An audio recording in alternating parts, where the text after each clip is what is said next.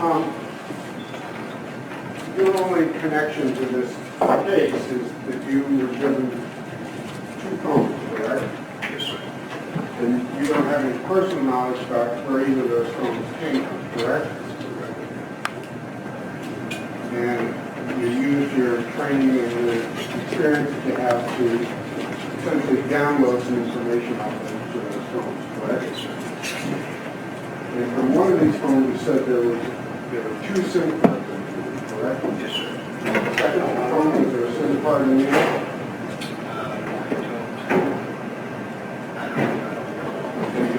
You don't have a current, it could have been or could not have been? Possibly, yes. And the names that are associated with the various numbers in the ports, you didn't generate any of those names, correct? Yes, sir. Not correct, or is correct? The names associated with the phone numbers or the names associated with the report? Names associated with the phone numbers in the report. You said I did not. I said correct. I did not. Okay. Yes, sir. Yes, I did not. I know, I have to figure out another way to ask that question, because I oftentimes end up having to figure it out later. And you didn't have anything to do with obtaining either of those phones from the people who they belong to, correct? No, sir. Correct. I did not. We'll get this right.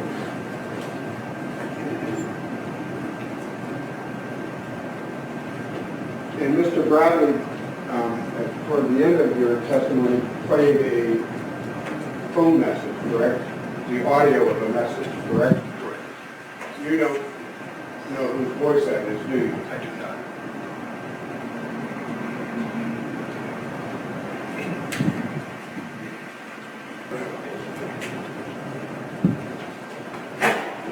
No, sir.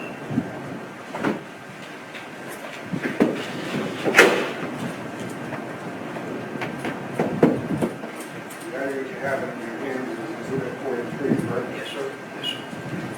You want to direct your attention to the last page, page 22. Yes, sir. This is a report dealing with the phone number 857-258-493, correct? Yes, sir. And in this report, you were able to determine which messages and messages had been delivered, correct? Yes, sir. And the report indicates the times for each of these deleted or undeleted messages, correct? Yes, sir. And directing your attention to page 22, 271. That's the last message at approximately 4:50 p.m. with any text to it, correct? Yes, sir. And the next entry is at the next page. Now, is that 12:17 on March 4th, 2015? Yes. So in between roughly 10:05 on the 3rd and 12:15 p.m. on the 4th, there are no messages or communications, correct? That doesn't appear to be. Deleted or undeleted? Correct. Thank you, I have nothing further. I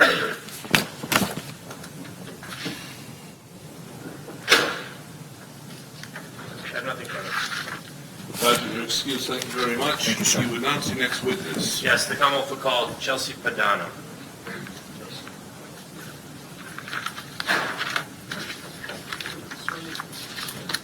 Let us stand there, face the court, and raise your right hand, please. Do you solemnly swear that the testimony you shall give to this court and the jury and the issue between the Commonwealth and the defendant shall be the truth, the whole truth, and nothing but the truth, so help you God? I do. Right this way, please. May I proceed, Your Honor? Yes. Name and elected voice, could you please introduce yourself to his honor and the members of the jury, spelling your last name for the record? My name is Chelsea Pedano. That's Pedano. How old are you, ma'am? I'm 25 years old. Where did you go to school? Berkeley College of Music in Boston. And where did you grow up? I grew up, born in Philadelphia, raised in South Jersey, a town called Woodbury. At some point you came to the Boston area for school. Yes. During that time that you were here in the Boston area, did you, specifically March of 2015, where were you living at the time? 18 Pompey Street in Roxbury, Massachusetts. How long were you living there for? About a year and a half, year and a couple months. So sometime in, if I get this correct, sometime in the very early portion of 2014 you moved there? January 2014, I moved in. All right. When you moved it, can you please describe what 18 Pompey Street looks like? It's a red brick building. There's a small black awning with an 18 yellow on it that marks 18 Pompey. There's a gridiron front door, a wooden second door, and then there are 3 apartment units. Which apartment did you live in? The first apartment on the first floor.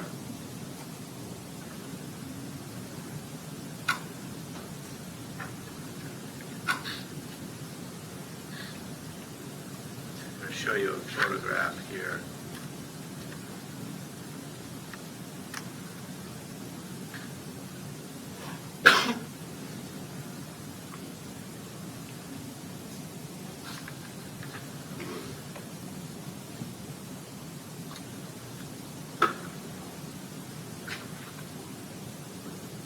Do you recognize that photograph?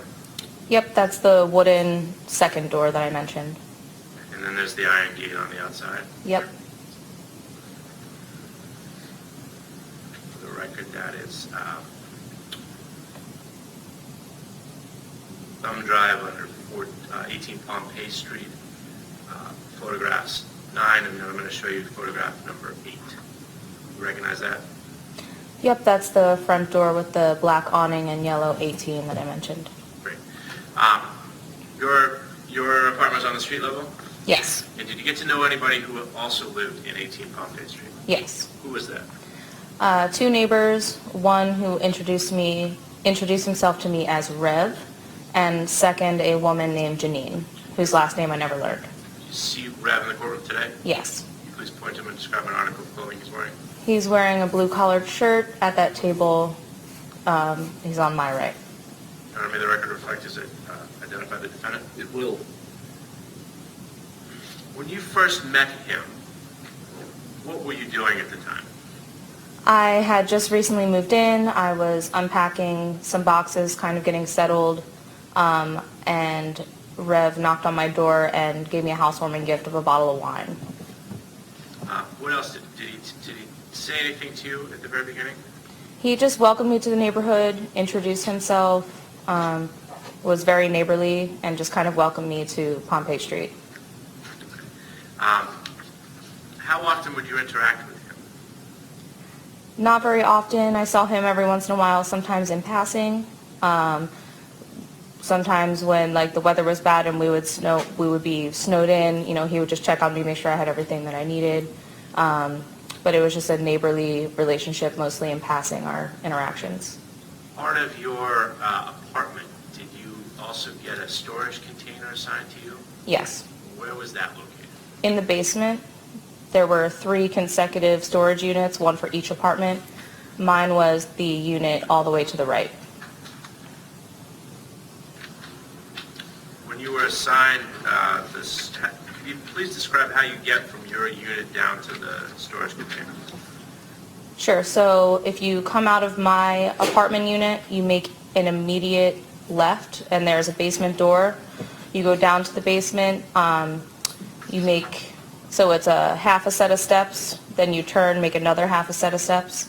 You make a right, and in the basement are the storage units there. When you first, how were the storage units locked? When I moved in, there was just a latch on mine. There wasn't a lock built in. So it was up to each tenant to get a lock for their storage unit. If I may approach, Shaun? Yes. I'm going to show you a document. Do you recognize that? Yes. What is that? Those are our storage units. Okay, and which one was yours? Mine is this one all the way to my right. All right, and there's something in front of yours there? Mm-hmm. Okay, I'd ask that that be marked as the next exhibit. No objection, maybe not. Nora, that photograph, 46, Nora, it's a photograph of storage units. May I publish it, Shaun?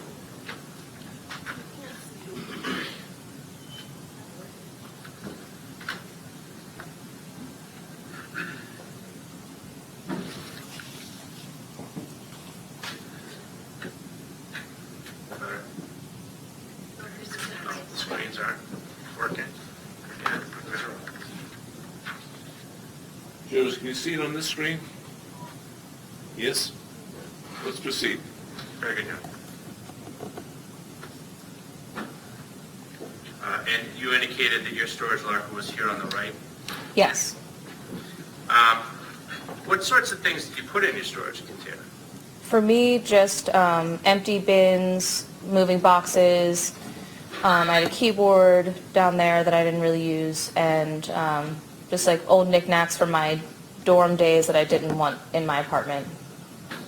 And at some point, did you ever put a lock on your container? I did. And can you describe what happened? Rev presented me with a lock, and he said he noticed that I didn't have a lock on my storage unit and thought it would be best if I had one, so he provided one for me. What kind of lock did he give you? A combination lock, like that you'd see on a high school locker. Did it come with a combination code?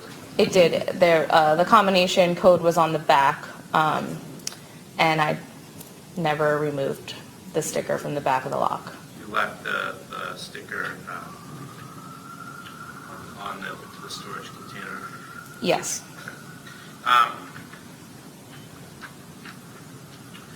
During the time that you were living there, and did you have a chance to get to know Rev? A little bit. Was there a lot of traffic up into his apartment? There was. When I first moved in, I noticed on the weekends there was foot traffic in and out of the apartment. It really didn't bother me because I was a music student, so I felt like, it was fine. As I continued living there, I noticed the foot traffic increased into the weeknights and late on the weeknights, and just kind of became more frequent. Do you ever go inside his apartment? Yes. Can you describe what his apartment looked like? It was same size as mine, looked like the same similar setup. It was a little cluttered. I noticed a mural on the wall when I walked in to the left. There was a couch. It was kind of dusty. I smelled like cigarette smoke, marijuana smoke. Did you ever see marijuana in his apartment? I did. Can you give us some context about where you saw the marijuana? I would see it wrapped up in a paper or blunt, and I saw it in bags. What kind of bags? Just plastic bags, like Ziplocs. How much marijuana would you say there was? Objection. Sustained. How big were the plastic bags? They could have been up to an ounce, 16-ounce bag.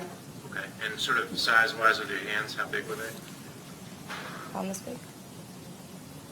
You want to make the record reflect just holding your both fingers up to make an L, about an inch there in between. I don't know how to report that. Well, I'm just trying the best I can for the record.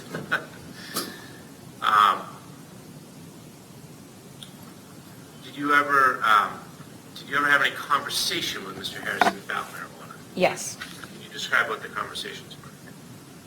He had said to me at least one time if I needed weed or if I wanted to purchase weed or knew anyone who was looking to buy that, he could, facilitate that. He offered me marijuana from time to time and offered to smoke it with me. So he offered to sell marijuana to you? Yes. Did you ever smoke marijuana with him? One time. And where were you when that happened? In his apartment.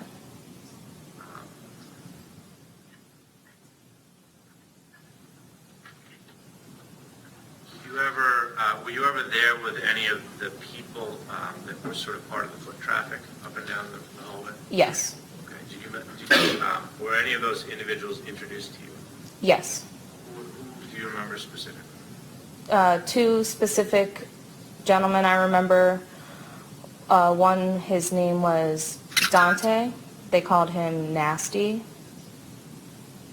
I believe. And then the other one was introduced to me as Ace. I never got a name other than Ace. What did Dante look like? Dante was not much taller than me. I'm 5'4". He had longer hair, a beard. He looked Hispanic, light-skinned Hispanic. And what was his body type? Not thin, not overweight, just kind of medium build. And what about Ace? What did he look like? Ace was taller, thinner, had like black hair, also long, also a beard, also Hispanic. When you say long hair, like how long are we talking? I remember it being pulled back in a ponytail, a low ponytail or low bun, so it could have been to his shoulders or longer.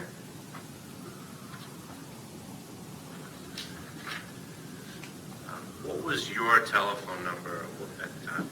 At the time, 856-381-1728.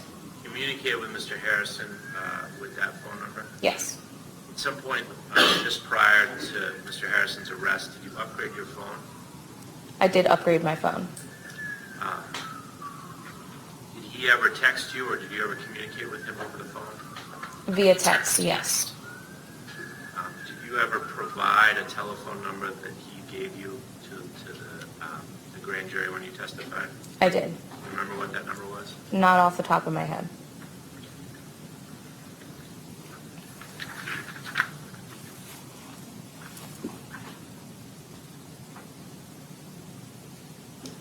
I may approach. And I'm going to show you a document. It's the front page is the Suffolk County Grand Jury minutes, dated March 15th of 2015.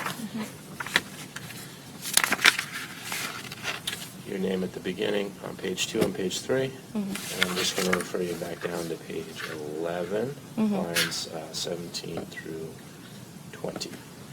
Just take a few moments to look.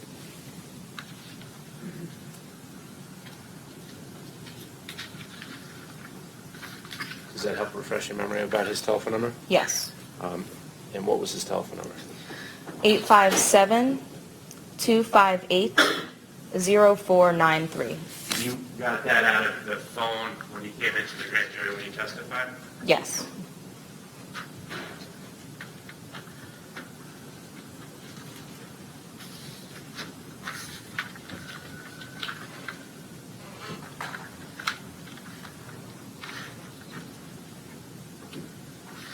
At some point, I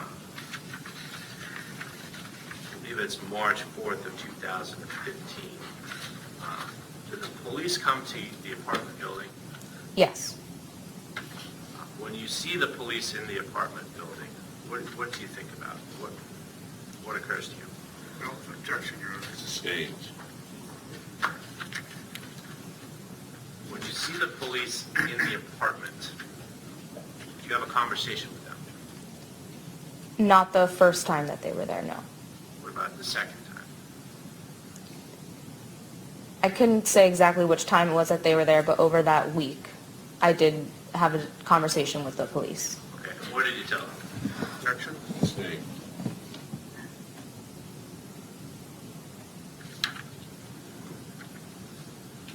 You saw the police at the apartment. Did you know why they were there? Objection? Rephrase. At some point, did you learn that Mr. Harrison had been arrested? Yes. And as a result of that, did police show up to the apartment building? Yes.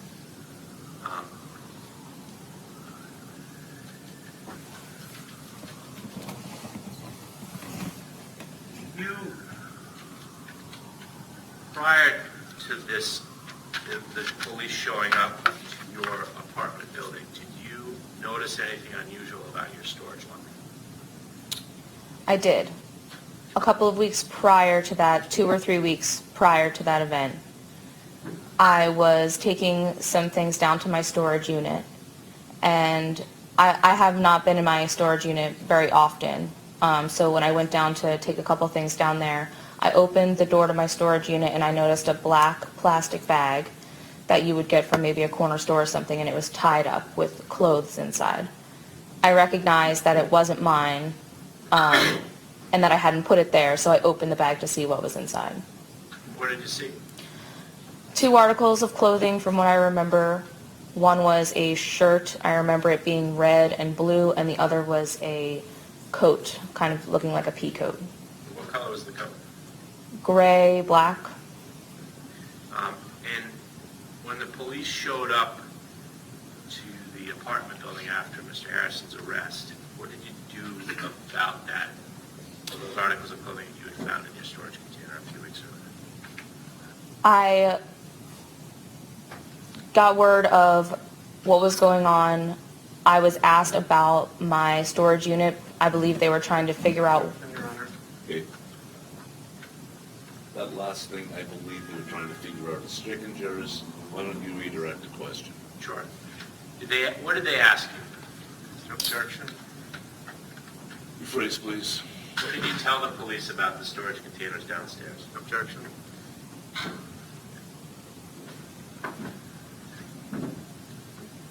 Overruled, you can answer that question. I told them that I found this plastic bag with clothes in it that I did not recognize. What did you do next? I knew that there were police in the building. I knew of this item in my storage unit that I thought was suspicious and could have something to do. Judge. Okay. I knew about this thing in my storage unit. Stays, the rest of it goes out. Why don't both of you just try to stay focused on the questions? Listen very carefully to the question. Mm-hmm. And any expected follow-up, I'm sure, will happen with Mr. Bradley. So I want to redirect some more questions. Please. Yes, sir. Yes, sir. At some point, did the police ask to search your storage container? Yes. You provide consent to do that? Yes.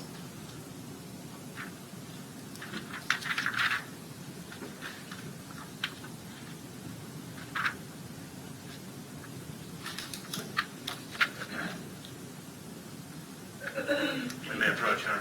You may. Ma'am, I'm going to show you a document here. Do you recognize that document? Yes. What is that document? This is the search consent agreement to search my storage unit. Is that your signature on the bottom? Yes. Okay, and the date is March 6th of 2015? Yes. And did you allow the Boston Police to search your storage container unit? Yes. Ask that that be marked as the next exhibit? Can be. Your Honor, 47 is marked. Search consent agreement.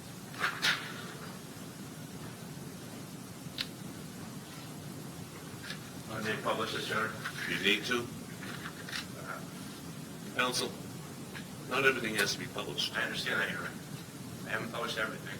Just suggesting, she already gave her consent. Very good. After the police looked through your storage container unit, was that jacket there? Yes. After they searched your... Oh, no, sorry. It was not there.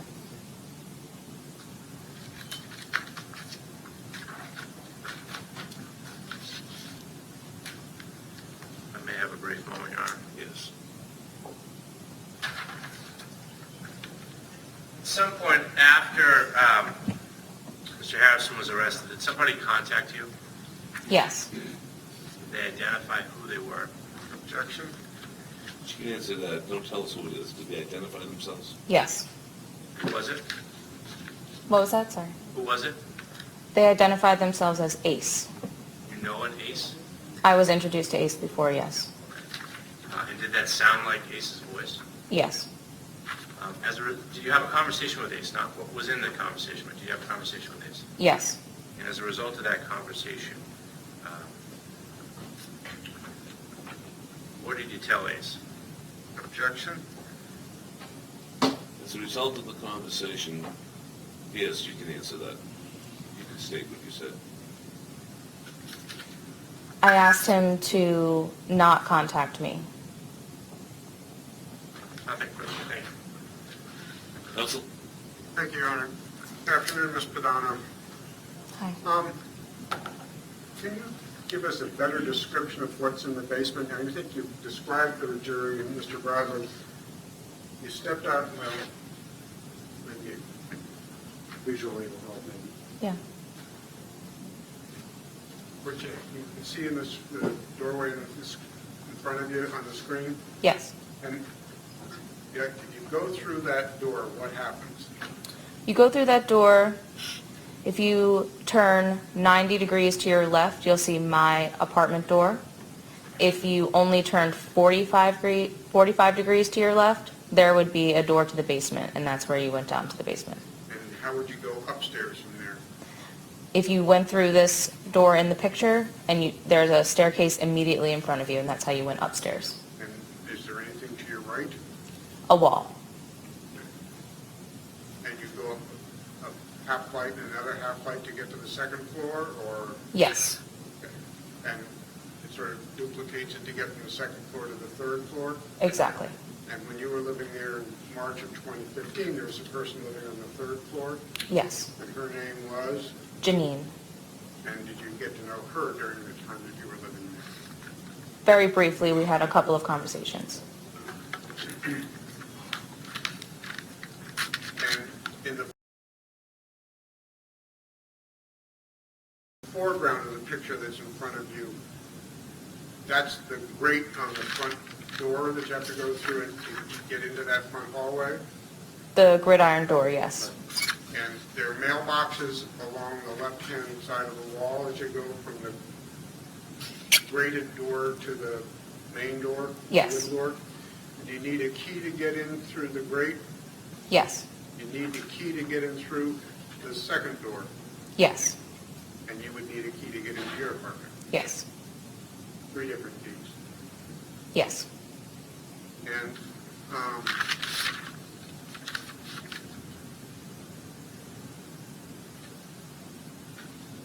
you said the layout in Mr. Harrison's apartment was similar to the layout in your apartment, correct? Yes. And when you took the 90-degree turn going through this door to get into your apartment, what's the first room that you come to? In my apartment? Yes.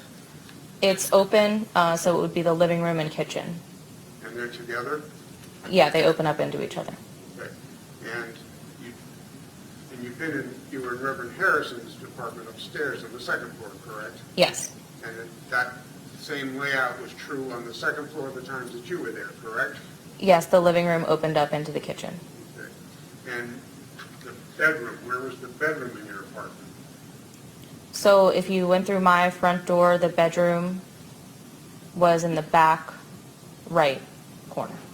So if I come into your apartment and I come into this sort of open room that's the living room and kitchen, Mm-hmm. the living room come first and then sort of open into a kitchen? Mm-hmm.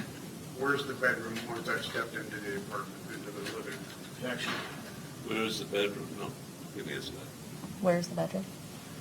The bedroom is in the back right corner. So if you walk into my apartment, you see the living room to your left and kind of in front of you. Then the kitchen opens up to your right and goes into the back right corner, and then the other back corner is my bedroom. And bathroom? The bathroom would be immediately like before the bedroom. Okay. And again, your familiarity with Mr. Harrison's unit on the second floor had the same layout as your? I wouldn't know about his bedroom or his bathroom. I only saw his living room and his kitchen. When you were in his apartment, it seemed to have the same layout as yours in any case. Yes. Okay. Now, you said that you were introduced to, you met 2 fellows that had come to Mr. Harrison's apartment, correct? A fellow by the name of Dante and another fellow by the name of Ace? Yes. And how old were they? Around my age. I'm 25. 25? That's a yes? Yes. You never saw any 16-year-olds in Mr. Harrison's apartment, did you? I don't know if I could say. Anybody that looked like they were 16? Did you see anybody like that in his apartment? Young, I mean, there were a couple people there at a time. I only was ever introduced to those 2, but there were kids, maybe they could have been younger than me, older than me.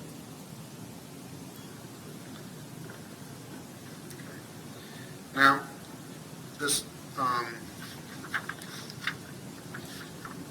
like you now to describe the basement for me. You've come in through the wooden door, you've gone down the steps, you described it as going down half light and then turning and going to another half light, correct? Yes. And when you get down at the second half light, what's right in front of you? So you get down that second half light, the direction you'd be facing is exactly the opposite of this view. So you would technically be facing the street. You see a wall. And is there anything against that wall? There was clutter against that wall from time to time. It looked like there were doors, old tables. It just depends on the, Or the yeah. mishmash of things that were just put down there and forgotten for, basically? Right. And if I'm standing and I'm looking at that wall and that mishmash of things, what's behind me is the stairwell, right? Yes. These storage units, where were they if I'm looking at that wall? If you're looking at that wall, they would be directly behind you through the staircase. Okay. And all you have to do is walk around to get to the staircase? Yes. And there's a washer and dryer in the basement? Yes. And where were they? If you came down to the basement, if you made that immediate right towards that corner there, that first corner would be the washer, and then mirrored, the dryer was like mirrored. It was on the other side of the room though. Separate sides of the Separate sides of the room. And when you first moved in, you indicated there you didn't have, you had a storage unit, correct? Yes. And you just had a hasp or latch kind of thing. There was just a latch on my storage unit. And at some point, Reverend Harrison got you a combination lock, correct? Yes. Did the other two units have locks on them before you had a lock on yours? Yes. And do you remember when it was that Reverend Harrison gave you the lock? Not exactly, but within the first few months of me living there. But he moved in roughly January of 14. Yes. And within the first 3 months or so, Yes. he gave you the lock. So by March of 2015, the lock had been there almost a year. Yes.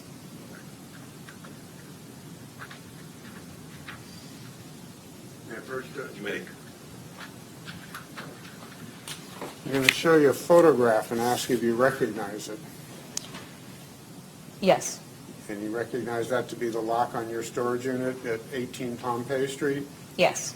And it shows the combination on the back of the lock, correct? It does. I moved to introduce the showing. Any objection? No, Your Honor. Please mark it. Warrant on this number is on 40, up to 48, you want us a photograph of law?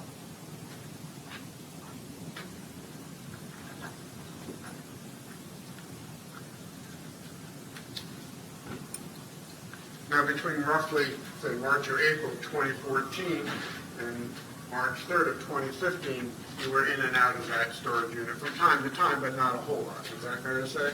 Yes. And sometime 2 to 3 months before March of 2015, you noticed that there was this bag that ended up containing clothes, correct? I believe I said 2 to 3 weeks. You're right, my mistake. Okay. 2 to 3 weeks. So we say that for the purposes of this questioning, assume that March 4th is the first time the police come to your 18 Pompey Street. Does that seem about right for you? Yes. So we go back at least 2 to 3 weeks. We're talking about mid to early February. Is that right? Yes. And you took the jacket and the shirt out, correct? Yes. And you left them in the storage unit, correct? Yes. And one was just a black peacoat, correct? Yes.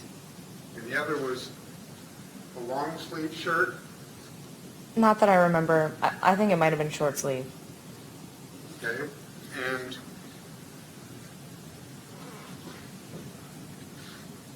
you left those in the storage unit, correct? Yes. Between the time that you discovered the peacoat and the shirt, and it's red, the shirt's red, correct? The shirt was red, correct? Yes. At least some red in it. Yes. And from the time that you took them out of the bag and left them in your locker to the time the police showed up, by around March 4th. Had you been back to your locker at any time in between? Can you just repeat the question one more time? Certainly. You say that you saw this jacket and shirt sometime mid to early February, correct? Mm-hmm. Assuming again, March 4th was the time the police first show up at your building, Mhm. correct? Yes. Between the time you discover the jacket and the shirt and the time the police show up on March 4th, do you remember any other times being in that storage unit? No.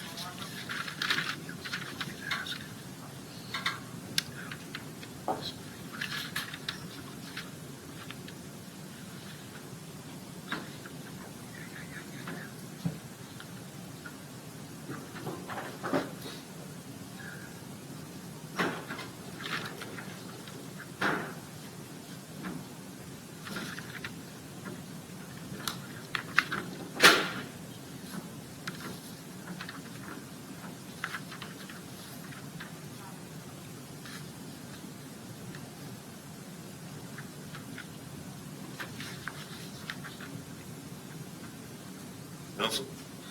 Just a minute, please, Judge. That's all I have, Judge. Thank you. Redirect. No, Your Honor. Okay, you're excused. Thank you very much. Thank you. Time to come up and call Kevin Perez.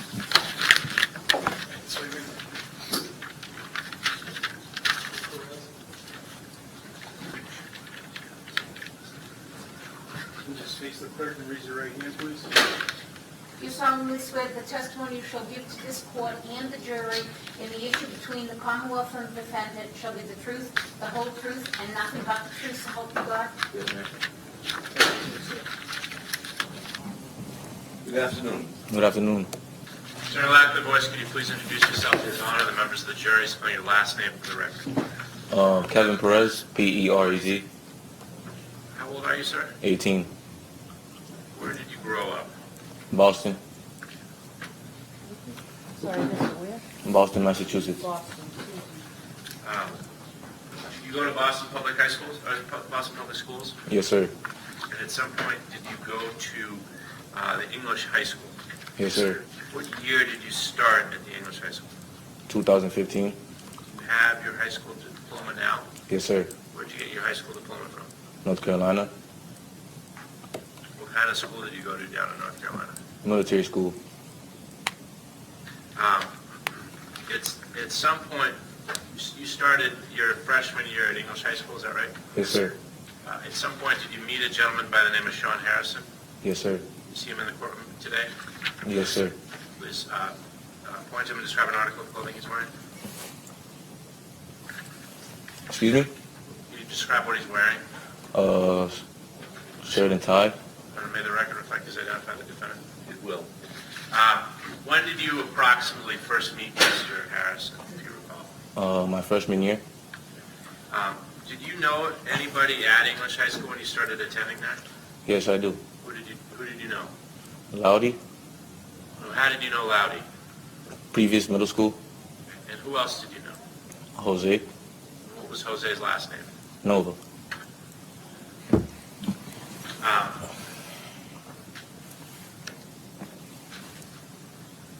Did you ever spend any time, can you describe when the first time you met Mr. Harrison was?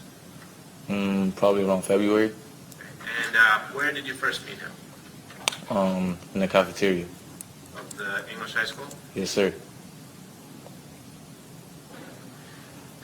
Can you describe how you met him? What did you guys talk about?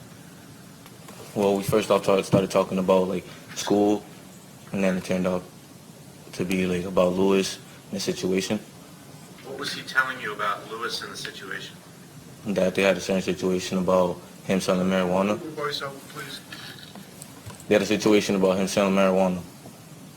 Mr. Harrison told you that? Yes, sir. What did he tell you about Lewis and himself? He told me that he owed him money and that he was selling that, and the situation needed to be resolved. When you say about he, you're talking about Mr. Harrison told you? Correct. And when Mr. Harrison told you, the other he in that sentence was who? Me. Well, Lewis, in that He case. was talking to you about Lewis? Yes, sir. Lewis Rodriguez. Yes, sir. And he tells you that Lewis owes him money? Owes Mr. him Harrison? money. And that Lewis was selling marijuana for him? Correct. How long does that conversation last for? Not too long, about a minute or so, probably 2. And that was in the cafeteria at English High School? Correct. How did he introduce himself to you? As Mr. Rev. Mr. Rev. Okay.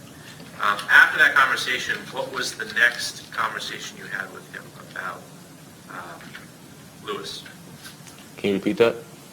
You ever had, so that initial conversation you had with Mr. Harrison was about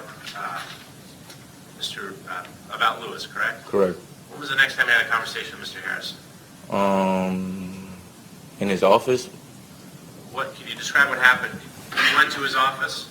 I went to his office. He told me about selling marijuana, and then I told him I didn't want to contribute to that, and he had somebody else do it. What did he specifically tell you? He asked me to fight Lewis, which I didn't do. All right, let me just back that one up, okay, for a second.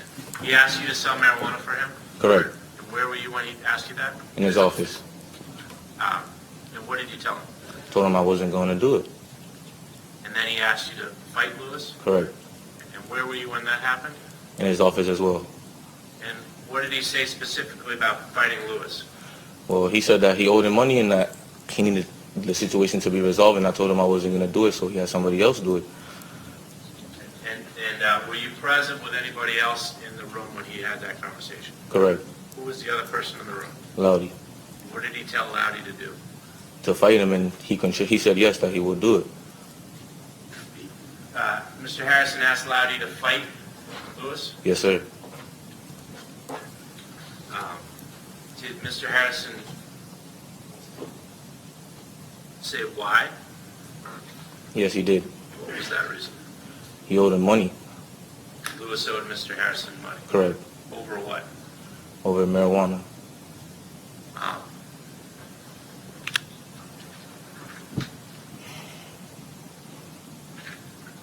The day that he asked you and Loudy to fight Lewis, was that the day that there was a fight between Loudy and Lewis? Or was that the day before? Can you repeat that, please? When was it that he asked you to fight Lewis? Well, that I don't remember, but I know that he did ask me. Was there a fight between Loudy and Lewis? Yes, sir.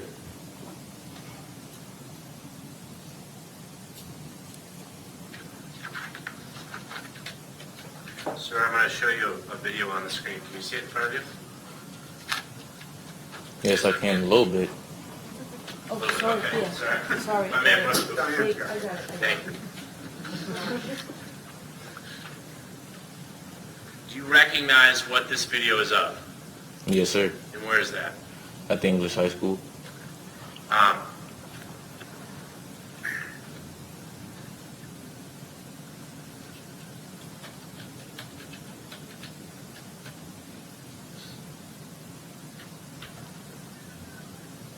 I'm going to stop this at, I think it's 9:22 and 10 seconds. Do you recognize that individual there?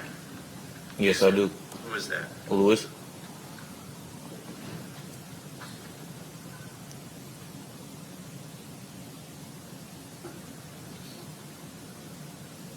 Back it up just a few moments here.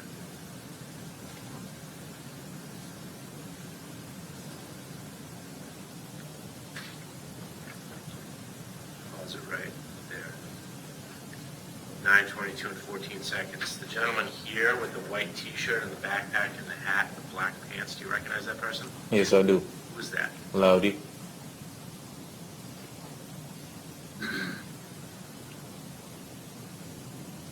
recognize that person there? No, sir. Well, yes, yeah, that's me.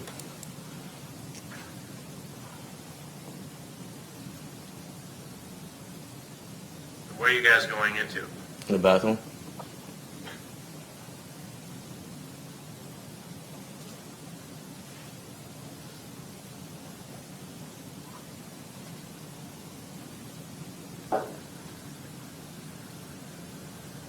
What's happening inside the bathroom at this time? The fight is going on.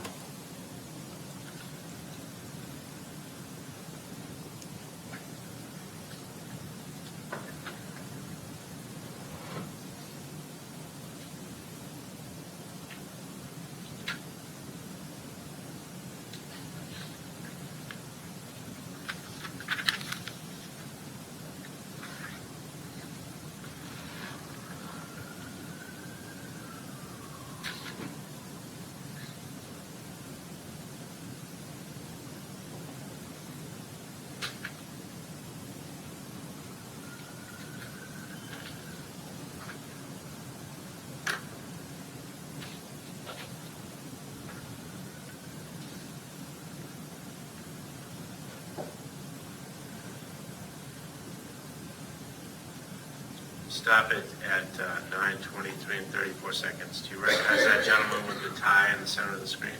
Yes, I do. Who is that? Mr. Rev.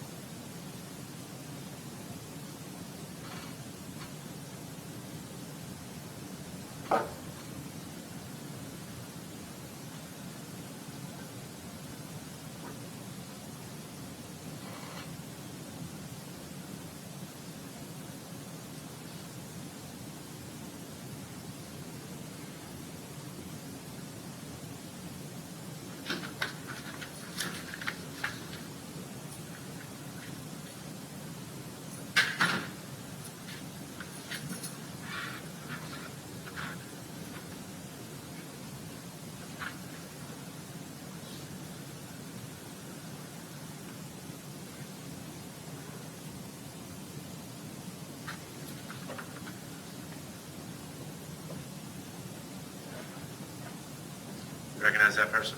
Yes, I do. Who's that? Lewis. For the record, this is 9:24:57. I'd ask that this be marked as the next exhibit. Any objection? Please mark it.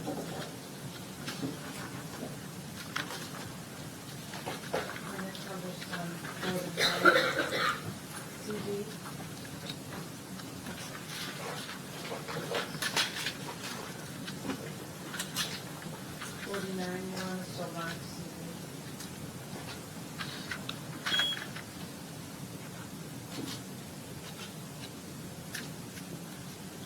Show you what's been, at least on the screen. Do you recognize that area there? Yes, sir. Where is that? That's my Mr. Rev's office. And who is the gentleman there with the black cap? Loudy. Who's this? Me. Where are you guys walking to? Mr. Rev's office.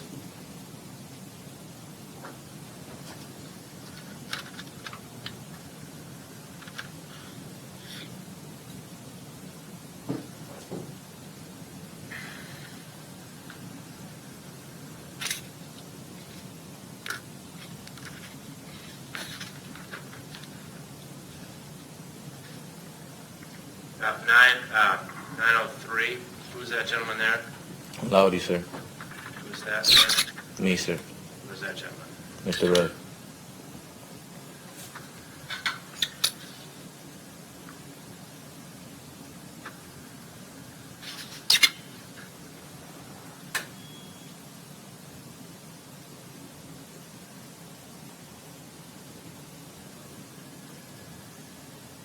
Do you remember what you guys were talking about? Not quite, sir.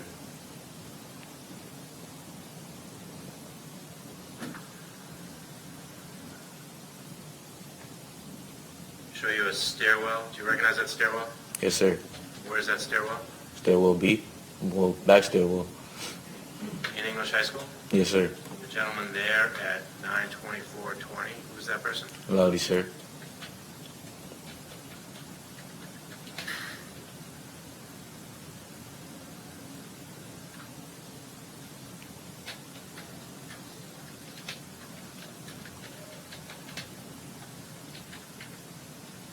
Who's that gentleman at 9:24 and 30 seconds? Can you go back a little bit?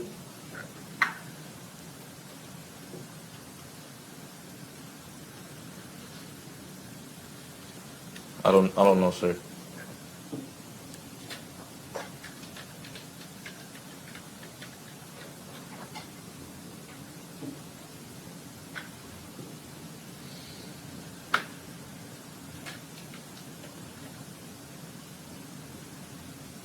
You recognize that person there? In the white t-shirt? Yes, sir. Who's that? Loudy. For the record, that is at 27 seconds into the interview.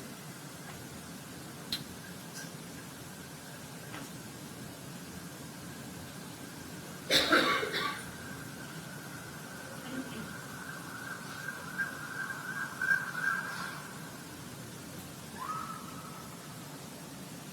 you recognize anybody here? Yes, sir. Who are those people? Well, one of them, which is his name's Jose as well. This one here? Yes, sir. Is that Jose Nova? No, sir. A different Jose, right? Yes, sir.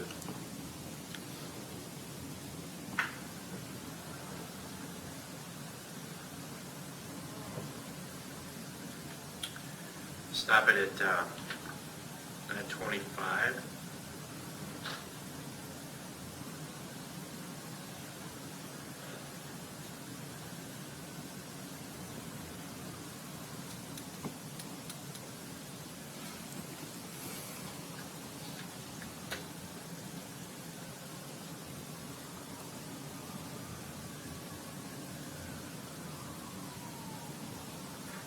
Stop it at 9:25 and 32 seconds. That gentleman with the back to us in the suit.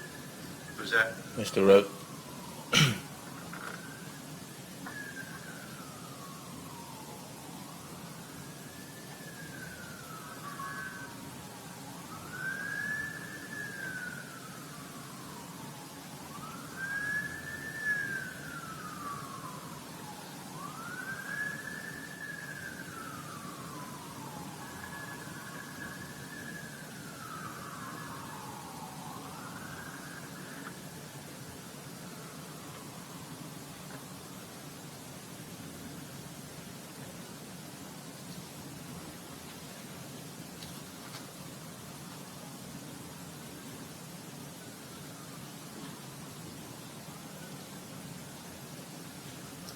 Stop it at 9:26 and 17 seconds. The two individuals here on the left screen, who are those?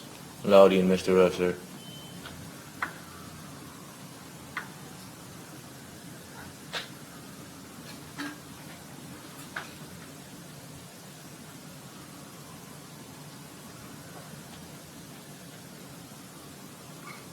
I ask that this be marked as the next exhibit. No objection, please mark it.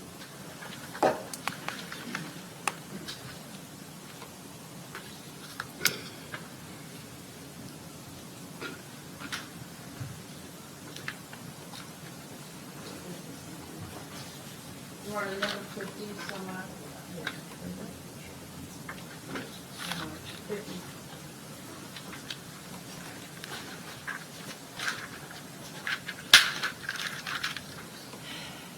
After that fight, sir, where did you go? I went back upstairs because I was actually on the second floor after the fight. And at some point, you end up in Mr. Harrison's office that day? I don't remember, sir. After that fight, did you go to Mr. Harrison's office? I don't remember. Did you ever have a conversation with Mr. Harrison after that? I don't remember.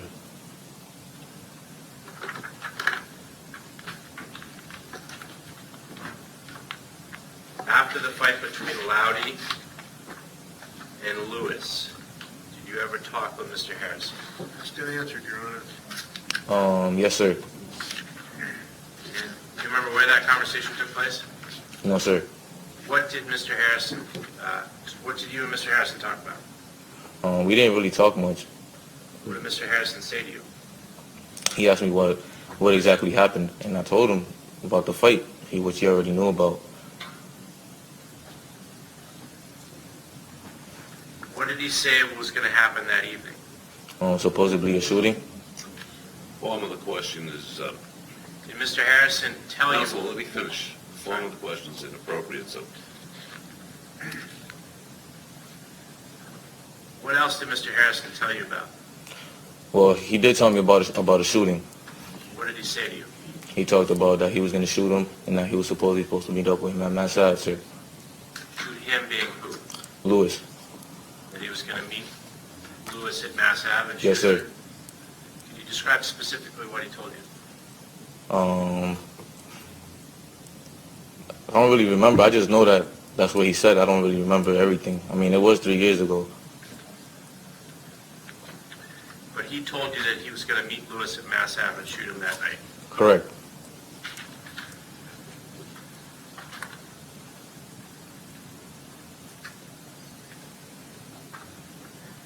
At some point,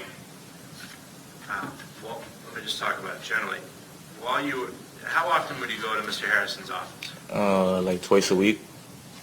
While you were in his office, did he ever show you any marijuana? Yes, sir. Can you describe what happened? He put it out of his drawer. It was in a container, aluminum foil, and then the rest of it was in a black bag. What kind of container? Like a food container, like where you put your food. Like a Tupperware container? Yes. And how much marijuana was there? Probably an estimate, probably 15 grams, 16. Did you ever see any weapons in Mr. Harrison's office? Yes, sir. As in a knife? Yes. Yes, sir. Can you describe the knife? Well, it was a knife. I mean, it was like brown and silver. And how big was it? Probably like this big. How many inches do you think that is? It was probably like a good 6-7 inches. It was big. And was it just a normal knife? I mean, I don't know what he used it for. I don't know. Did it look like a kitchen knife? No. What kind of knife did it look like? Kind of looked like a dagger. Did he show you any other weapons while he was in his office? No, sir. You ever see a .22 handgun? No, sir. While you were inside the bathroom, did you observe the fight between Loudy and Lewis? Did I observe it with my own? Yes, sir. Did at some point Mr. Harrison come into the bathroom? Yes, sir. And what did he do while he was in the bathroom? He didn't really do much. He just watched. Did he say anything at the time? No, sir. He just watched while it went on. Then when I heard over the walkie saying that the police was coming, that's when he told us to leave. I have nothing further. Mr. Carroll. We first sidebar, Judge. Me. Good afternoon, Mr. Perez. Good afternoon. In response to Mr. Bradley's questions this afternoon, you indicated the first time you ever met Mr. Harrison was in the cafeteria at English High School, right? Correct. And had you seen Mr. Harrison before that day? No, sir. Well, I've seen him around walking to school, but I never really got the chance to talk to him. He had had no interaction at all before. No, sir. And this was about 10 days before Mr. Rodriguez got shot? I don't remember, sir. Well, did you tell the jury just this morning, just now, that you've known Mr. Harrison for 2 weeks? Excuse me?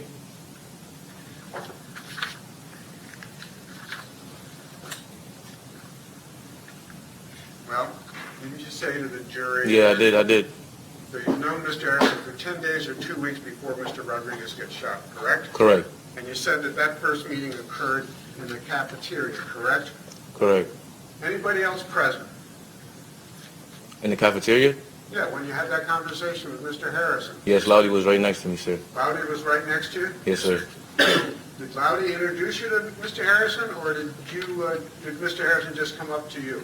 No, he didn't just come up to me. Like, he was there, and then they was talking, and then I walked up, introduced me. He's like, this is Mr. Reb. And that was it.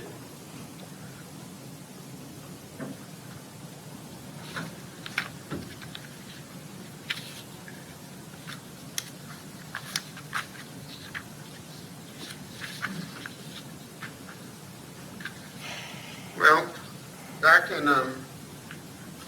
March of 2015, you testified under oath about this whole thing, didn't you? Yes, sir.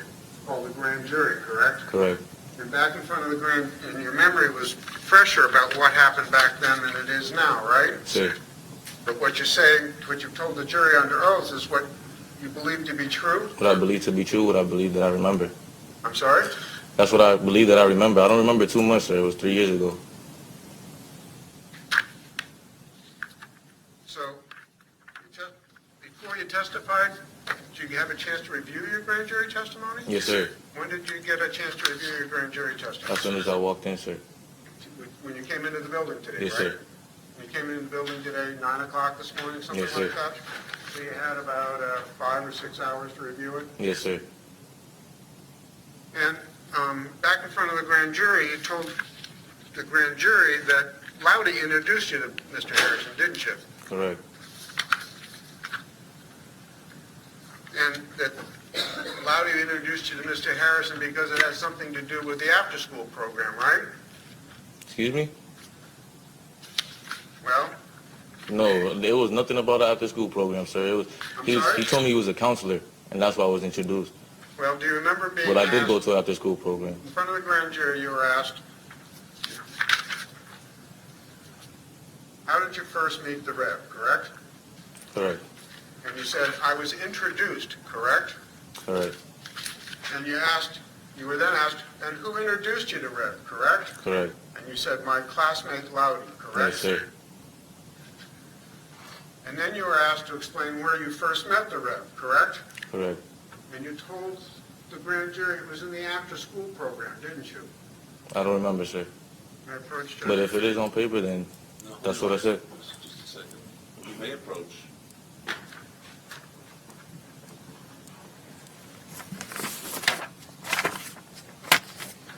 Let me show you a document. Ask you to take a look at it, familiarize yourself with it. You recognize it, right? Yes, sir. This is a copy of your testimony in front of the grand jury back in March of 2015, correct? Yes, sir. And this is the testimony that you reviewed before coming in to sit down in the chair this afternoon, correct? Correct. And I just asked you about these questions that you've been asked, right? And Mr. Bradley was asking you the questions, right? Yes, sir. And he asked you, can you tell me, explain where you were when you first met Reb, correct? Yes, sir. And you answered in the after-school program, right? Yes, which is after school program took place in the It cafeteria. didn't say you took place in the cafeteria. But it did. And you can go back to the school till this day. Just a second. Listen very carefully to his statements. What you said in the grand jury was in the after-school program. Is that accurate? Yes, sir. Next question, please. And how many people were in the after-school program that you were in? That I don't remember, sir. Well, were there other people in the after-school program that you were in? Yes, sir. Did you know any of them? But some of them, but I don't remember. Was Loudy in the after-school program? He was with me, but I don't know if he was at the after-school program. He was with me, though. How about Jose Nova? Was he in the after-school program? I don't remember. Well, were there more than 10 people in the after-school program? Approximately, yes. And why were you somebody had referred you to the after-school program? No, sir. How did you get into the after-school program? I got in. You don't really get in. You just go if you need to get your grades up. You just show up, Yes. not because you're having trouble in school, No, sir. not because you're smoking weed? No, sir. You were smoking weed back then, right? Of course I was. Huh? Yes, sir. And so you just showed up. Yes, sir. And Mr. Harrison would take attendance every time you had one of these after-school program meetings? I don't know, sir. I don't even know if he was in charge of that after-school program himself, sir. Well, how were you going to get credit for your grades if you showed up at the after-school program and nobody took attendance? Excuse me? We said you went to the after-school program, not because somebody referred you, but to get your grades up, right? Correct. And was Mr. Harrison teaching you math? No. Was he teaching you English? No, he wasn't teaching me anything. So how is going to the after-school program going to get your grades up? Because you make up your work, you do makeup work there. You You do make up work yeah, there? you do makeup work. It's like for sports and stuff. Like if you're failing in a class, do makeup work. You mean it was like a after-school study hall? You can say that. No, would you say that? I mean, all I went there to do was get my grades up. I didn't go there for anything else. I didn't go there to learn anything. Well, when you were in this after-school program, were you doing homework? Yes, sir. You weren't talking about personal issues and things that were going on in school between you and your friends, or you're in... When I talk about personal stuff, it was to him because he was a counselor. So apparently, I didn't ever talk about other stuff around him. And how long did that program run? It was throughout the whole year. When did you start going? I don't remember.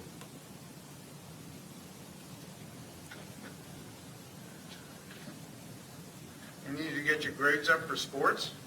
Yes, sir. You played football? No, sir. What did you play, basketball? Basketball. So basketball season sometime from like November through March, right? Correct. And did you start seeing the rev back in November when the basketball season started? I don't remember, sir.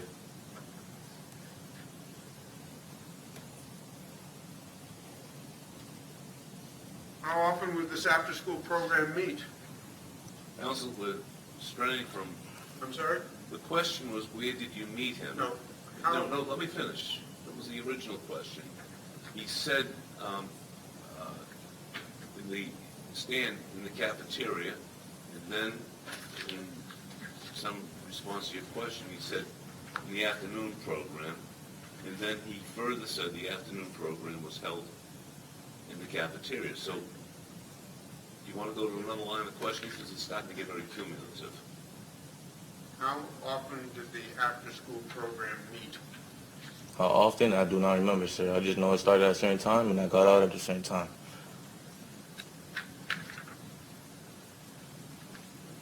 And every time you went to the after-school program, was Loudy there? No, sir. And you indicated just a little while ago that the first time you met Mr. Harrison was in the cafeteria, correct? Correct. Now you're saying it was during the part of this after-school program, correct? It was not during the after-school program. Sorry? Can you repeat what you just said, sir? You said the first time you met the Reverend, Mr. Harrison, was in the cafeteria, which you testified to earlier, correct? Correct. And you said that was in the cafeteria, correct? Correct. And you said there were other people present, correct? Correct. Including Loudy, correct? Yes, sir. But you don't know who anybody else was? No, sir.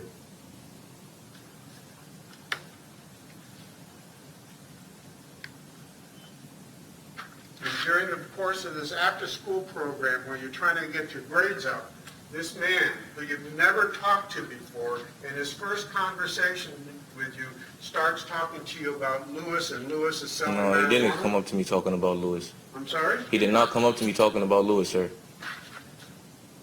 Well, in response to Mr. Bradley's questions a few minutes ago, you indicated you first met... But that was not the first time, sir. The first time he came up to me, it was not about Lewis. Well, you remember Mr. Bradley asked you the question, when was the first time you met Mr. Harrison? Correct. And you said you met him in the cafeteria, right? Correct. And Mr. Bradley then asked you questions about what did you talk about, right? Correct. And you said you talked about Lewis and Lewis selling weed, correct? Yeah, but it was not in the cafeteria. That's not what you said in front of this jury just half an hour ago? He didn't come up to me talking about Lewis. He wasn't talking about He didn't come up to me talking about Lewis. The first time I met him, it was not about Lewis. That I remember, 100% sure. Okay, but during this conversation, well, how long was this conversation that you had with Mr. Harrison that first time you met I him? mean, it was an introduction, so it wasn't even like a minute long. It was an introduction, so it wasn't even a minute long. But you said in front of this jury that the first time you met Mr. Harrison was in the cafeteria and you started talking to you about Lewis, and Lewis owed him money for selling marijuana, right? He said the first time. The first time it wasn't about Lewis. I just said that. But that's what you already testified. Now, let's move on. The jury's memory of what was said during direct examination will control. What else did you talk about before you had the conversation about Lewis and the money? School, What about school? school-related stuff. I don't remember. It was, like I said, it was 3 years ago. But in this conversation with a man you'd never talked to before, he ends up talking during the course of this conversation. 1 minute long conversation, he starts telling you about Lewis, and Lewis owes him money for selling marijuana. Is that right?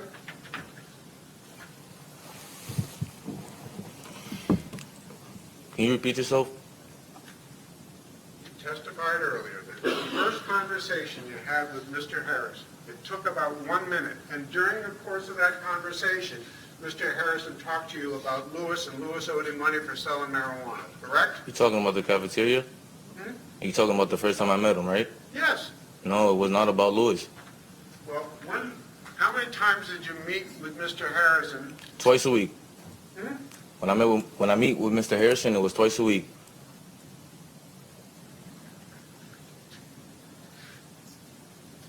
You then testified in response to Mr. Bradley asked you some questions about how many times you've seen Mr. Harrison before this fight between Lewis and Loudy, correct? Correct. And you mentioned 2 times, right? Correct. One was this first time you met him in the cafeteria, correct? No, sir. The first time I met him, we didn't meet after that, like twice a week. It was like, You said in response to Mr. Bradley's question earlier that the second time you saw him was in his office, right? correct. You said during the course of that conversation that he then asked you about to sell marijuana, correct? He asked me about to sell marijuana, yes. Out of the blue, it's the second time you've ever met this man, after having a 1 minute conversation with I mean, him. I didn't sell marijuana for him, period. I'm sorry? I didn't sell marijuana for him, period. You've sold marijuana. No. So a man that you've spoken to for 1 minute in your entire life sits you down in his office and starts talking to you about wanting you to sell marijuana for him. Is that right? Correct.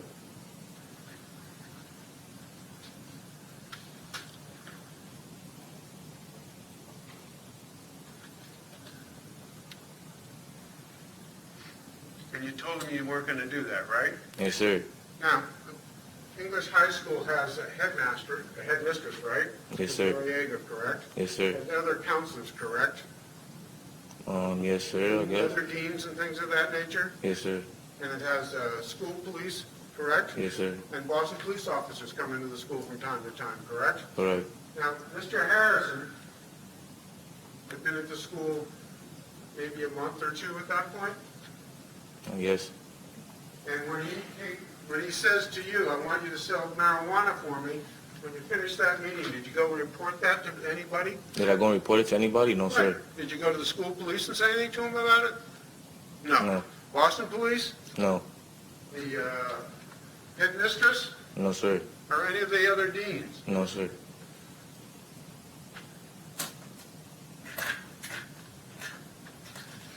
And Larry was present during that conversation, is that right?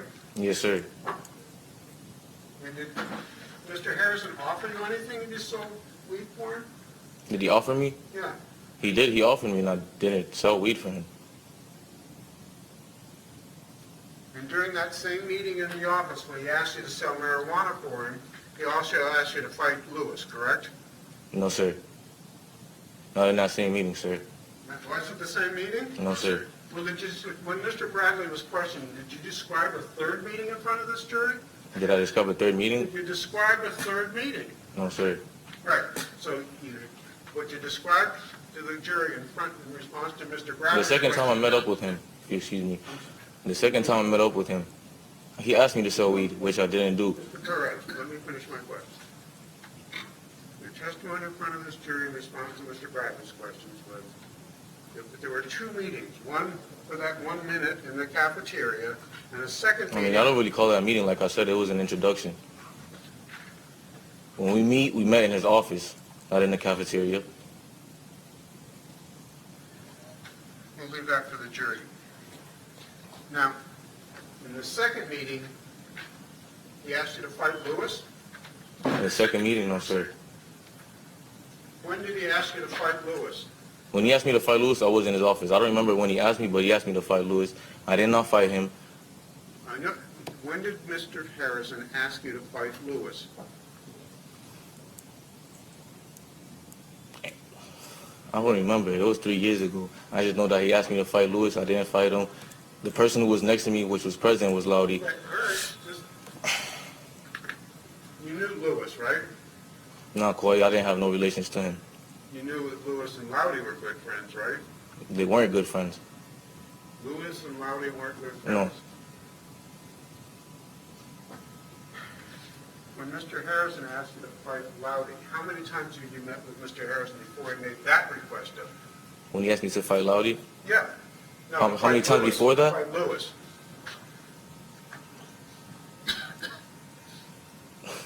I don't remember.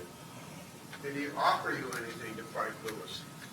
Did he offer me anything, like to fight him, like money-wise? Like, no. And Loudy was present during that conversation? Yes, he was. And this was in his office? Yes. Was this part of the after-school program? No. When did this conversation take place? When, I don't remember. I keep telling you I don't remember. I just know that it was in his office. But you're telling I don't us remember that the you exact said- date. I can't tell you an exact date. And during this conversation, you and Loudy are in the office together with Mr. Harrison, correct? And after, he asked you first about fighting Lewis, correct? He asked me first about fighting Lewis the first time I met him. No. No. In the meeting, whatever meeting it was that you had with Mr. Harrison, when he asked you to fight Lewis, he had, Loudy's present, right? Yes. Were you the first person that Mr. Harrison asked to fight Loudy? I don't know if he asked him first. I don't know. you But he said- did ask me. But you said no. And he didn't offer you anything, right? He didn't offer me anything. Right. He then asked Loudy to fight Lewis, correct? Correct. Did you hear him offer Loudy anything to fight Lewis? Money, anything? I do not know. Okay.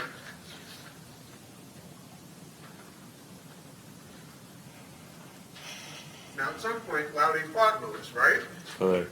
How much time was there between the time that Loudy said he would fight Lewis and the actual fight? How many days or weeks or what other period of time? How many days? When he asked him to fight Lewis, it was the same day. Was that same morning? It was in the morning, yes. And that was the first time? The first time as in, That's the first time you knew that Loudy had agreed to fight Lewis? I knew that he agreed because he told me himself. Lewis told you that, or Loudy? No. Loudy told you that? Yes. Well, when you heard Loudy say he was going to fight, you were good friends with Loudy, right? Correct.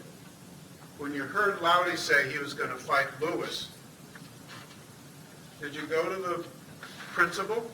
No. No, sir. You knew your friend was going to get into a fight. He was going to start a fight, right? Correct. And you knew he was going to get in trouble for it, right? Correct. Did you try to talk him out of it? Not really. No. And you didn't go to the police or the administration of the school and tell them there's going to be a fight, you need to stop it? Objection. No, sir. Basis. I'm sorry? Ask and answer is what he said.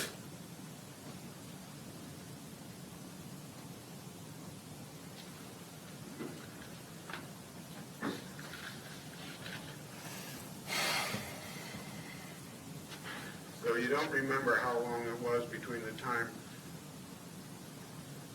Well, so you're saying that, see if I've got this right, you're saying on the morning of March 3rd, 2015, you met Mr. Harrison in his office with Loudy, correct? I met him in his office. I don't know what day it was. Well, I want you to assume, just for this question, that the fight was on March 3rd. Okay? Okay.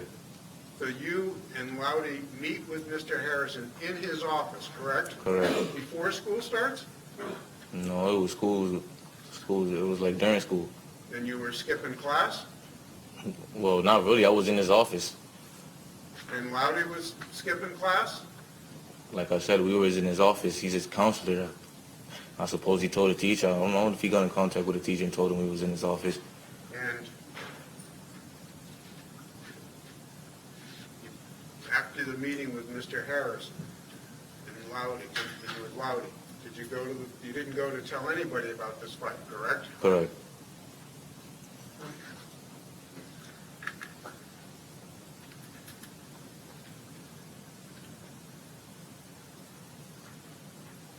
And sometime later that day, you speak to Mr. Harrison again? And so later on that day, Yeah. right after the fight. Right after the fight? Yes, sir. Where did you talk to Mr. Harrison about the fight? Well, as you seen in the video, we were walking upstairs, and before the video got cut off, we were walking upstairs, and we was talking about the fight. Who was you and just you and Mr. Harrison? No, as you seen in the video, it was me, Loudy, and Mr. Harrison. Mr. Harrison seems to step out of what appears to be a bathroom, right? He comes out the Correct, swinging door. correct, And correct. you and Loudy just walk by that door, and Mr. Harrison comes out, right? Correct, And then all three of you are off the screen for a short period of time, correct? correct, And then we see the three of you again walking, right? correct. And it's during that time period, When we passed by the, excuse me, keep going, go ahead. it's during that time period where you're talking with Loudy and Mr. Harrison about the fight, correct? Yes, sir. And while Loudy and you and Mr. Harrison were in the hallway, that's when Mr. Harrison said he was going to shoot Lewis? No, sir. When did he While say we were in he the was hallway, gonna shoot Lewis? he said it in the office. Well, when did you go into the office? When he said that, when the whole thing about shooting Lewis, it was in the office. I never talked to him about any shootings outside of the office. Well, I'm trying to listen. When did you talk? You just described talking to Mr. Harrison in the hallway with Loudy present, correct? Correct. Was that before or after you talked to Mr. Harrison in his office about shooting Lewis? You're confusing me. Can you repeat yourself, please? You're confusing me. Just trying to get it straight, Mr. Perez. After the fight, you said you went to Mr. Harrison's office, right? Correct. That where you and Loudy went to his office, right? Correct. And you walk by that door and very quickly you come back with Mr. Harrison, correct? The door that you referred, which is the bathroom door, right? He walked out that one door and he turns in toward where you and Loudy have gone, and then the three of you seen walking back in front of that door, correct? Correct. Had you been in his office to talk about shooting Lewis during that time period? During that time period, we didn't get to his office. Where he was coming out of was the bathroom, so we didn't even get to reach his office. All right. So after you come back past that door again, it's you and Loudy and Mr. Harrison, correct? Correct. You go to his office then? No, sir. So when did you go to his office and have this conversation about shooting Lewis? When did I go to his office? Yeah, to have this conversation about shooting Lewis.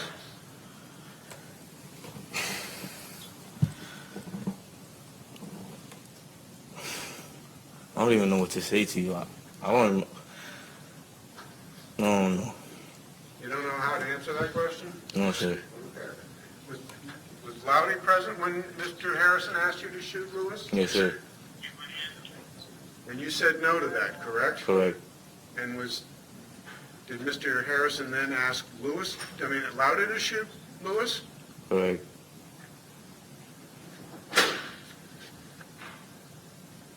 And Loudy said no, correct? Well, obviously, he's not the shooter, so yes.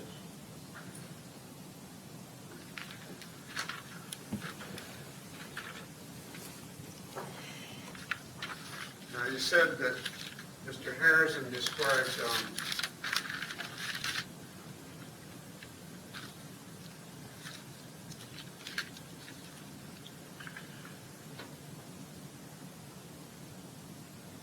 was going to take Lewis on the Orange Line, correct?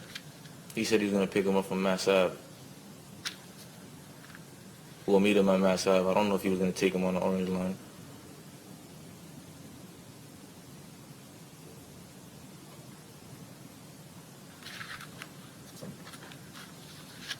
You remember that part of the conversation even though it was 3 years ago, is that right? Yes, sir. And Mr. Bradley asked you some questions about what Mr. Harrison said to you about shooting Lewis, correct, back on March 11th, 2015? Yes, sir. In the grand jury testimony, right? Correct. And you didn't review that, right? Correct.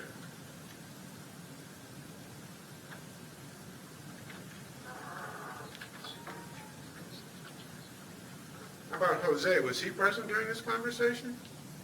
During the conversation, which About was, shooting Lewis? I mean,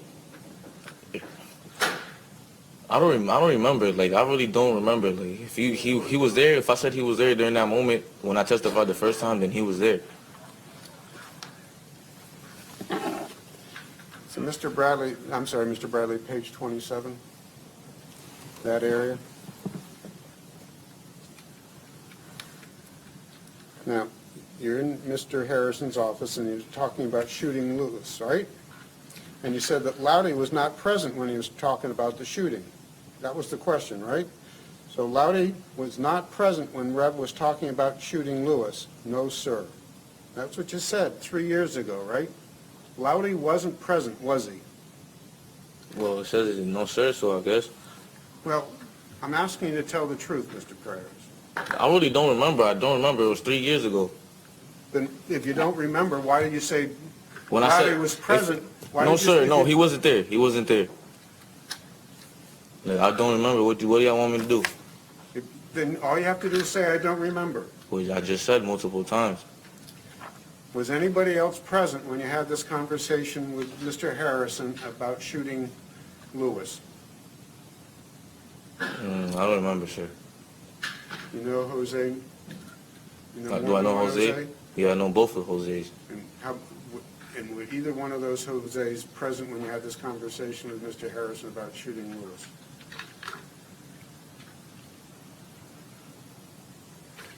I don't remember.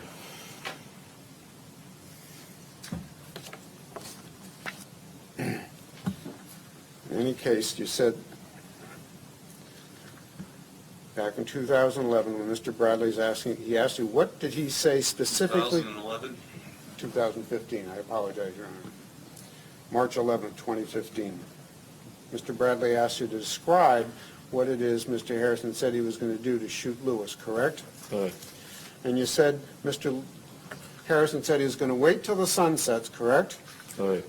And he was going to meet Lewis at the Mass Ave station, correct?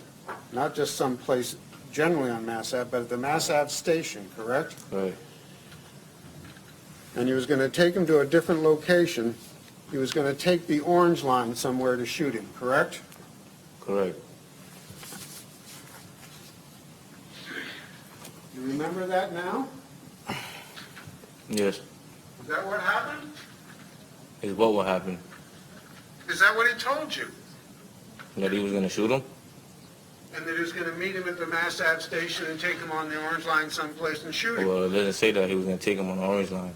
He just said he was going to meet him at Mass Ave.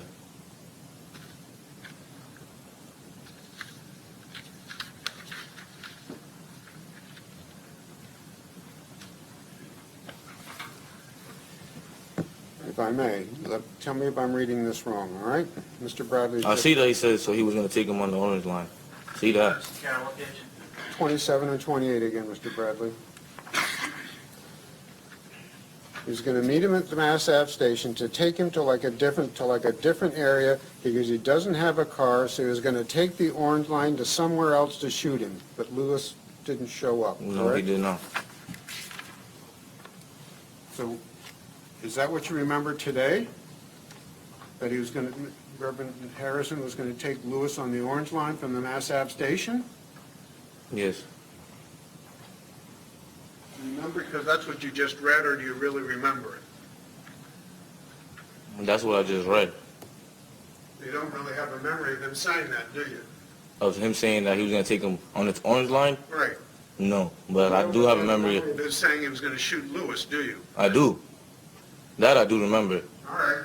So now you've got information that this counselor at English High School is planning to kill somebody, right? Correct. That No. night, correct? Yes, sir. And it's somebody you know, at least know of, correct? Correct. Did you go to the police? No, I didn't know he was going to do it for sure. People talk just to talk. I didn't know he was going to do that. Did you go to the principal? No, sir. Did you go tell anybody this was going to happen? No, sir. Yes, you did, didn't you? Who did I tell? Loudy? He already knew. You just said the grand jury said he wasn't He wasn't there, but he already knew. I didn't have to tell him myself. I don't know who else he told. He has other kids that he meets up with as well. I don't know who else he told. Were you present when Reverend Harrison said to Loudy, I'm going to kill him tonight on the orange line? Was that present when he told Loudy that? Yeah. I don't remember. Yeah, you weren't, were you? So after you had this conversation about shooting, about Mr. Harrison shooting Lewis sometime that evening, you ended up over at Loudy's house, didn't you? Did I end up at Loudy's house? Yeah. Yes, I did. And you went to Loudy's house to tell him to stay home that night, right? Yes, I did. Because you didn't want anybody blaming Loudy if Lewis got shot, right? Correct. That's what you told the grand jury, right? That's what I did. Yes. So you were worried enough about this happening, about it really being real, that you tell Loudy to stay home because you don't want to be implicated in a shooting, but you didn't go to the police? Correct. And you didn't go to the school administrator? Correct. The basis? Been asked. It has been asked, Mr. Carroll. Looking at the clock, is this going to, I'm sorry? are we going to finish this afternoon? Just tell me what your plan is. Hard to tell, Your Honor. I guess there's a... Well, then we'll suspend now. It's 4 o'clock. We approach briefly.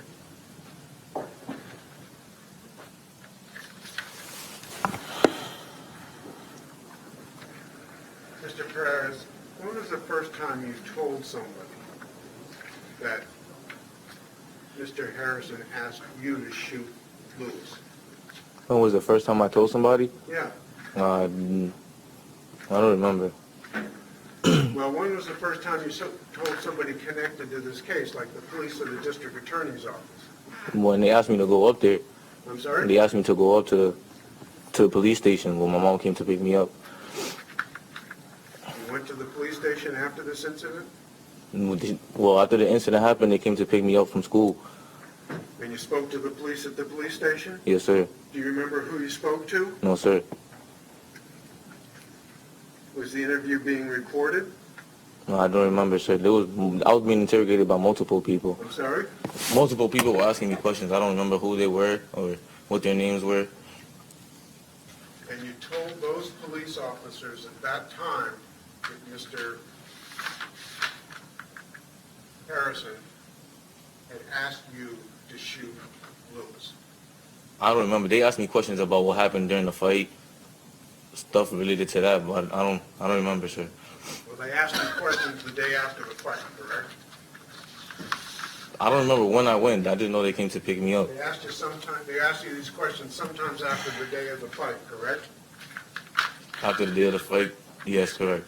And after Lewis had been shot, because Lewis was shot the same night of the fight, correct? Yes, correct. So, while you were sitting in the police station, sometime after Lewis was shot, you told the police that Mr. Harrison had asked you to shoot Lewis. Did I tell the police that? Yes. They didn't ask me that, so I don't remember.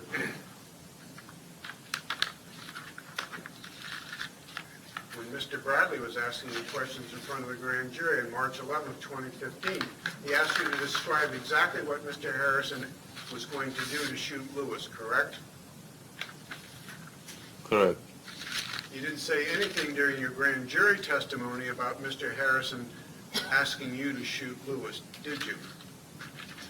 Excuse me?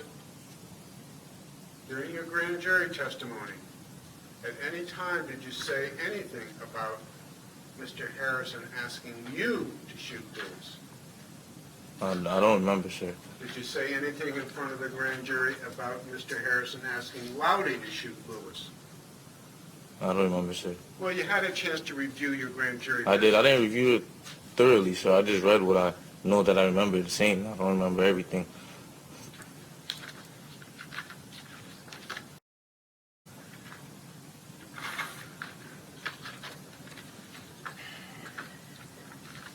When you sat down and talked to the police, were you truthful with the police?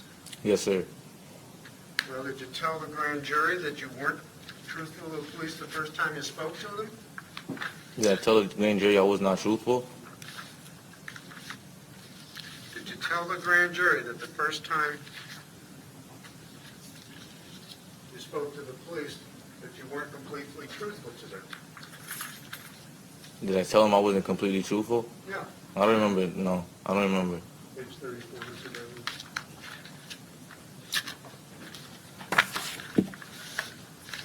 This is part of your grand jury testimony again, isn't it, Mr. Perez? Yes, sir. And during the course of this questioning, Mr. Bradley asked you, you went to the B2 for an interview the day before, correct? So that would have been the 10th of March, right? Correct. And on the 10th of March, you spoke to the police, correct? Correct. And Mr. Bradley asked you, when you were speaking with the police, were you initially truthful to them, correct? Correct. And you said not completely, correct? Correct. And you said you weren't completely truthful because you were afraid, correct? Correct. You never said anything to the police in that interview about being asked to shoot. No, sir. Did you? No, sir.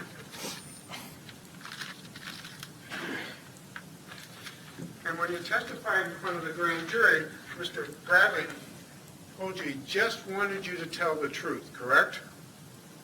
Correct. And he didn't care about any other problems you had or any other cases you might have or anything like that, correct?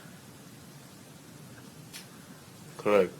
And you weren't going to have to worry about being prosecuted for anything, correct? Correct.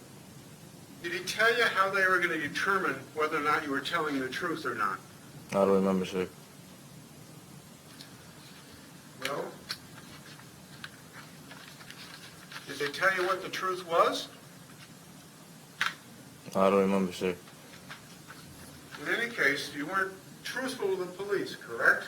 Correct. And then you sit down with Mr. Bradley on the 11th, under oath in front of the grand jury, and you tell the story, correct? Correct. And you told the story that you told Mr. Bradley before, correct?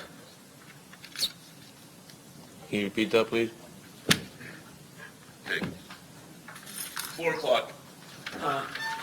Jurors, again, I quickly caution you, please do not have any contact with any fact, issue, or party involved in this case. If there is anything in any media outlets, please avoid contact of it. Please don't talk about this case with anyone, including among yourselves, electronically or otherwise, and kindly do no research or investigation into any fact or circumstance of the case. We will resume tomorrow. I understand there's some questions about the continuation of the case. Everyone has indicated to me that we seem to be on schedule. So plan accordingly. Thank you. See you tomorrow morning. All rise. Those of you who don't pass the chair, step down and Stay follow. right there. Yeah, you can go start here and do the deal. No. There's nothing to it. They're out of the bus, correct?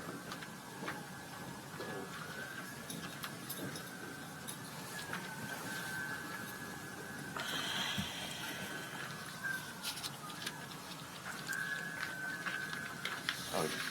You're back tomorrow morning, all right? And if there's any kind of scheduling your arrangements, I'm sure that Mr. Bradley's going to accommodate you. Is that fair? All right. Ask him to be recognized. Yes, sir. What I've just been asked to do is to recognize you, which simply means that I'm alerting you to the fact that you remain under summons, and you have to honor the summons until your testimony is complete. Is that understood by you? Can you repeat that, please? I will be happy to repeat that. You are under summons to appear tomorrow. and testify. Do you understand that? So I have to testify again? You're going to testify, and it's going to be very brief, because I've been alerted by counsel that there's only a few more minutes expected. So at 9 o'clock, you testify, and as soon as you finish, you will be excused. Is that clear to you? Yes, sir. Is that understood? I understand that you may have had some other scheduling issues, and I appreciate the fact that you might have to rearrange some of your schedule. Mr. Bradley will help you rearrange your schedule. You understand that?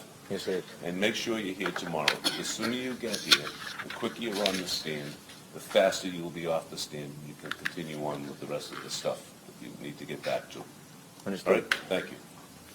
Thank you.